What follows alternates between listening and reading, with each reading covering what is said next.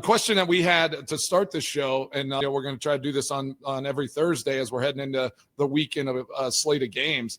What stat do you want to see kind of on the stat line for this Packers team on Sunday night? What would jump off the page for you, and you'll just kind of be like, all right, that's what needed to happen? Yeah, I mean, I think it's going to be the red zone production. I mean, if you're talking going 3 out of 4, 4 out of 5 in the red zone, that's where you want to be offensively. If you go only 2 out of 4 in the red zone, or 1 out of 3 or something like that, there's still going to be too many questions about where things are on offense. Like I said before, I think I expect the Packers to be able to move the ball against the Cowboys. Are they going to finish drives on the road? Because that's everything's a lot harder when you're on the road. And while I do think there will be a decent contingent of Packers fans in the stands, the Cowboys fans are going to show up. They're going to be loud. They're going to try to make it difficult.